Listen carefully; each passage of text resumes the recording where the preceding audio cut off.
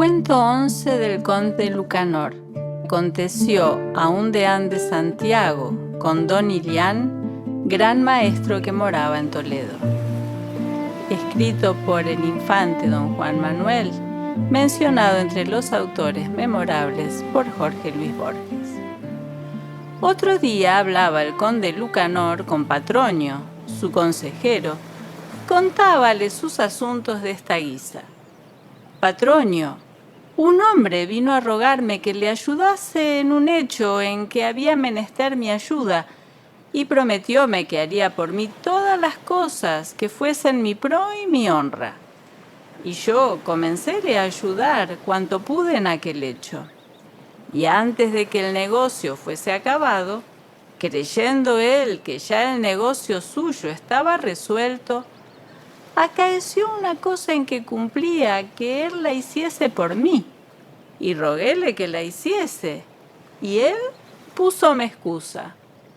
Y después acaeció otra cosa que él hubiese podido hacer por mí, y púsome otros y excusa. Y esto me hizo en todo lo que yo le rogué que hiciese por mí. Y aquel hecho por el que él me rogó no está aún resuelto, ni se resolverá si yo no quiero. Y por la confianza que yo he en vos y en el vuestro entendimiento, ruégoos que me aconsejéis lo que haga en esto. Señor conde, dijo Patronio, para que vos hagáis en esto lo que vos debéis, mucho querría que supieseis lo que aconteció a un deán de Santiago con don Ilián, el gran maestro que moraba en Toledo. Y el conde le preguntó cómo había sido aquello. Señor conde, dijo Patronio, en Santiago había un deán que había muy gran talento de saber el arte de la nigromancia, y oyó decir que don Ilián de Toledo sabía de ello más que ninguno que viviese en aquella sazón. Y por ello vínose para Toledo para aprender aquella ciencia. Y el día que llegó a Toledo, enderezó luego a casa de don Ilián, y halló lo que estaba leyendo en una cámara muy apartada. Y luego que llegó a él, recibiólo muy bien, y díjole que no quería que le dijese ninguna cosa de aquello, por lo que venía hasta que hubiesen comido. Y cuidó muy bien de él, le hízole dar muy buena posada, y todo lo que hubo menester, y dióle a entender que le placía mucho con su venida. Y después que hubieran comido, apartóse con él, y contóle la razón por la que allí había venido, y rogóle muy apremiadamente que le mostrase aquella ciencia, que él había muy gran talante de aprenderla.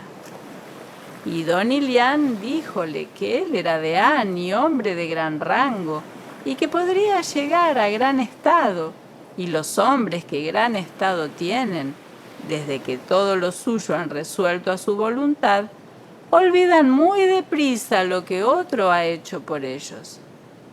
Y él, que recelaba que desde que él hubiese aprendido de él aquello que él quería saber, que no le haría tanto bien como él le prometía. Y el deán le prometió y le aseguró que de cualquier bien que él tuviese, que nunca haría sino lo que él mandase. Y en estas hablas estuvieron desde que hubieron comido, hasta que fue hora de cena. De que su pleito fue bien asosegado entre ellos, dijo don Ilián al deán que aquella ciencia no se podía aprender sino en lugar muy apartado, y que luego esa noche le quería mostrar dó habían de estar hasta que hubiese aprendido aquello que él quería saber.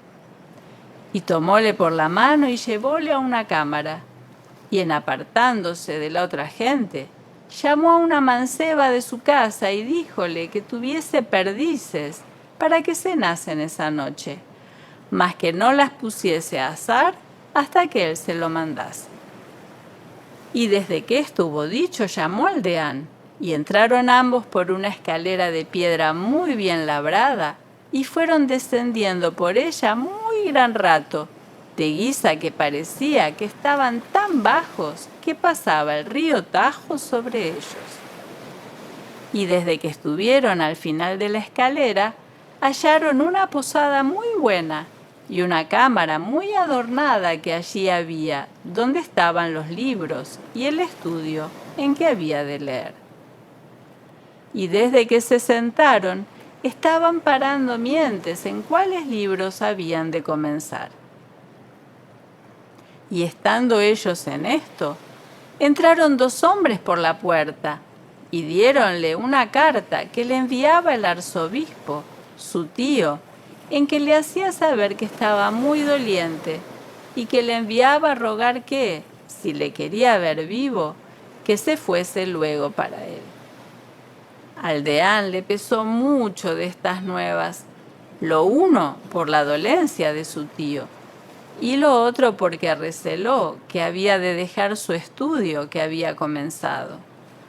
Pero puso en su corazón el no dejar aquel estudio tan deprisa, e hizo sus cartas de respuesta y enviólas al arzobispo su tío. Y de allí a unos 3 días llegaron otros hombres a pie que traían otras cartas al deán, en que le hacían saber que el arzobispo era finado, y que estaban todos los de la iglesia en su elección, y que fiaban en que, por la merced de Dios, que le elegirían a él, y por esta razón que no se apresurase a ir a la iglesia, porque mejor era para él que le eligiesen estando en otra parte, que no estando en la iglesia. Y de allí al cabo de 7 o de 8 días, vinieron 2 escuderos muy bien vestidos y muy bien aparejados. Y cuando llegaron a él, besáronle la mano y mostráronle las cartas que decían cómo le habían elegido arzobispo. Y cuando don Ilián esto oyó, fue al electo y díjole cómo agradecía mucho a Dios porque estas buenas nuevas le habían llegado en su casa. Y pues Dios tanto bien le había hecho, que le pedía como merced que el deanato, que quedaba vacante, que lo diese a un hijo suyo. El electo díjole que le rogaba que le quisiese permitir que aquel deanato, que lo hubiese un su hermano, mas que él haría bien, de guisa que él quedase contento, y que le rogaba que se fuese con él para Santiago, y que llevase él a aquel su hijo. Don Ilián dijo que lo haría. Y fuéronse para Santiago, y cuando allí llegaron, fueron muy bien recibidos y muy honrosamente. Y desde que moraron allí un tiempo, un día llegaron al arzobispo mandaderos del Papa, con sus cartas en las cuales le daba el obispado de Tolosa, y que le concedía la gracia de que pudiese dar el arzobispado a quien quisiese. Cuando don Ilián esto oyó, recordándole muy apremiadamente lo que con él había convenido, pidióle como merced que lo diese a su hijo. Y el arzobispo le rogó que consintiese que lo hubiese su tío, hermano de su padre. Y don Ilián dijo que bien entendía que le hacía gran tuerto, pero que esto que lo consentía con tal de que estuviese seguro de que se lo enmendaría más adelante. El arzobispo le prometió de toda guisa que lo haría así, y rogó lo que fuese con él a Tolosa. Y desde que llegaron a Tolosa fueron muy bien recibidos de los condes y de cuantos hombres buenos había en la tierra. Y desde que hubieron allí morado hasta 2 años, llegáronle mandaderos del Papa con sus cartas, en las cuales le hacía el Papa cardenal, y que le concedía la gracia de que diese el obispado de Tolosa a quien quisiese. Entonces fue a él don Ilián, y díjole que, pues tantas veces le había fallado en lo que con él había acordado, que ya aquí no había lugar para ponerle excusa ninguna, que no diese alguna de aquellas dignidades a su hijo. Y el cardenal rogóle que consintiese que hubiese aquel obispado un su tío, hermano de su madre, que era hombre bueno y anciano, mas que, pues el cardenal era, que se fuese con él para la corte, que asá sabían qué hacerle bien. Y don Ilián quejóse de ello mucho, pero consintió en lo que el cardenal quiso, y fuese con él para la corte. Y desde que allí llegaron, fueron muy bien recibidos por los cardenales y por cuantos allí estaban en la corte, y moraron allí muy gran tiempo. Y don Ilián apremiando cada día al cardenal que le hiciese alguna gracia a su hijo, y él poníale excusas. Y estando así en la corte, finó el papa, y todos los cardenales eligieron a aquel cardenal por papa. Entonces fue a él don Ilián, y díjole que ya no podía poner excusa para no cumplir lo que le había prometido. Y el papa le dijo que no le apremiase tanto, que siempre habría lugar para que le hiciese merced según fuese razón. Y don Ilián se comenzó a quejar mucho, recordándole cuántas cosas le había prometido y que nunca le había cumplido ninguna, y diciéndole que aquello recelaba a él la primera vez que con él había hablado, y pues que a aquel estado era llegado y no le cumplía lo que le había prometido, que ya no le quedaba lugar para esperar de él bien ninguno. De esta queja se quejó mucho el papa, y comenzóle a maltraer diciéndole que, si más le apremiase, que le haría echar en una cárcel, que era hereje y mago, que bien sabía él que no había otra vida ni otro oficio en Toledo donde él moraba, sino vivir de aquel arte de la nigromancia.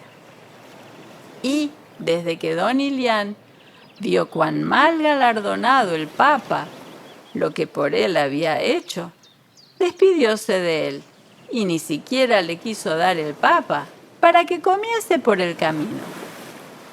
Entonces don Ilián dijo al papa que, pues otra cosa no tenía para comer, que se habría de tornar a las perdices que había mandado asar aquella noche. Y llamó a la mujer y díjole que asase las perdices. Cuando esto dijo don Ilián, se halló el papa en Toledo, de ande Santiago, como lo era cuando allí vino. Y tan grande fue la vergüenza que hubo, que no supo qué decirle. Y don Ilián díjole que se fuese con buena ventura y que asaz había probado lo que tenía en él, y que lo tendría por muy mal empleado si comiese su parte de las perdices. Y vos, señor conde Lucanor, pues veis que tanto hacéis por aquel hombre que os demanda ayuda y no os da de ello mejores gracias, tengo que no habéis por qué trabajar ni aventuraros mucho para llevarlo a ocasión en que os dé tal galardón como el deán dio a don Ilián. El conde tuvo por buen consejo e hízolo así y hallóse en ello bien.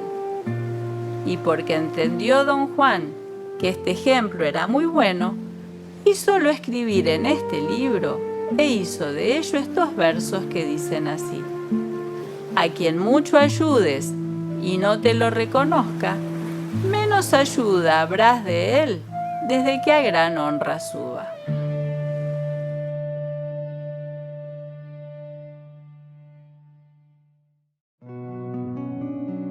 El infante don Juan Manuel nació en el castillo de Escalona, en la provincia de Toledo, el 5 de mayo de 1282. Era hijo del infante don Manuel, hermano del rey Alfonso X, y heredó de su padre el cargo de adelantado de Murcia. En 1294, reinando su primo Sancho IV el Bravo, comienza su vida de relación en la corte que lo lleva a intervenir en las intrigas políticas entre Castilla y Aragón. Se casó 3 veces, eligiendo a sus esposas por conveniencia política y económica, y cuando tuvo hijos, se esforzó por emparejarlos con personas pertenecientes a la realeza.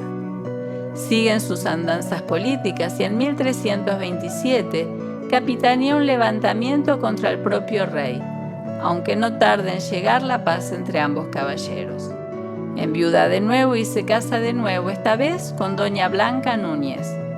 En 1343 interviene en la batalla de Algeciras junto a Alfonso XI y entra vencedor en ella. Don Juan Manuel se convirtió en uno de los hombres más ricos y poderosos de su época, y además de mantener él solo un ejército de 1000 caballeros, llegó a acuñar su moneda propia durante un tiempo, tal y como hacían los reyes. El autor del Conde Lucanor compaginó durante toda su vida sus actividades como escritor y como noble caballero. El verano de 1348 marcha a Córdoba para ayudar al rey Alfonso XI en el asalto a Gibraltar, falleciendo el 13 de junio víctima de la peste negra y siendo enterrado en Peñafiel, Valladolid. El conde va ofreciendo al consejo de Patronio problemas que éste soluciona contando una historia como ejemplo de aquello que preocupa al conde. Algunos de estos cuentos o ejemplos se han hecho famosos gracias a ellos mismos o a adaptaciones posteriores. El ejemplo 35 ha influido en Shakespeare para La fierecilla domada.